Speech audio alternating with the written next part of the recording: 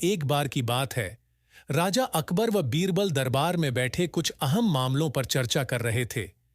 तभी बीरबल ने अकबर से कहा, मुझे लगता है कि ज्यादातर पुरुष जोरू के गुलाम होते हैं और अपनी पत्नियों से डर कर रहते हैं।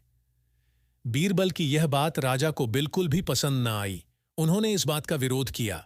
इस पर बीरबल भी अपनी बात मनवाने पर अड़ गए। उन्होंने राजा से कहा कि वे अपनी बात को सिद्ध कर सकते हैं, मगर इसके लिए राजा को प्रजा के बीच एक आदेश जारी करवाना होगा। वह आदेश यह था कि जिस पुरुष के अपनी पत्नी से डरने की बात सामने आएगी, उसे दरबार में एक मुर्गी जमा करानी होगी। राजा बीरबल की इस बात पर तैयार हो गए। अगले ही दिन प्रजा के बीच आदेश कराया गया कि अगर यह बात सिद्ध हो जाती है कि कोई पुरुष अपनी पत्नी से डरता है, तो उसे दरबार में आकर बीरबल के पास एक मुर्गी जमा करवानी होगी। फिर क्या था, देखते ही देखते बीरबल के पास ढेरों मुर्गियां इकट्ठा हो गईं और सैकड़ों मुर्गियां महल के बगीचे में घूमने लगीं। अब बीरबल राजा के पास पहुंचे और बोले, महाराज, महल में इतनी मुर्गियां इकट्ठा हो गई हैं कि आप एक मुर्गी खाना खोल सकते हैं, इसलिए अब आप इस आदेश को वापस ले सकते हैं।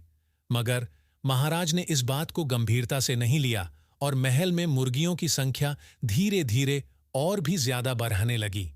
इतनी अधिक मुर्गियां महल में जमा हो जाने के बाद भी जब राजा अकबर बीरबल की बात से सहमत नहीं हुए, तो बीरबल ने अपनी बात सिद्ध करने के लिए एक नया उपाय निकाला। एक दिन बीरबल राजा के पास गए और बोले, महाराज, मैंने सुना है कि पाडिडीडहोस के राज्य में एक बहुत की खूबसूरत राजकुमारी रहती है। अगर आप चाहें तो क्या मैं आपका रिश्ता वहां पक्का कराऊं? यह सुनते ही राजा चौंक उठे और बोले, बीरबल, तुम ये कैसी बातें कर रहे हो?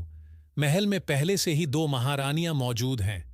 अगर उन्हें इस बात की भनक भी लगी तो मेरी खैर नहीं होगी। ये सुनकर बीरबल ने तपाक से जवाब दिया, चलिए महाराज, फिर तो आप भी मेरे पास 2 मुर्गियां जमा करा ही दीजिए।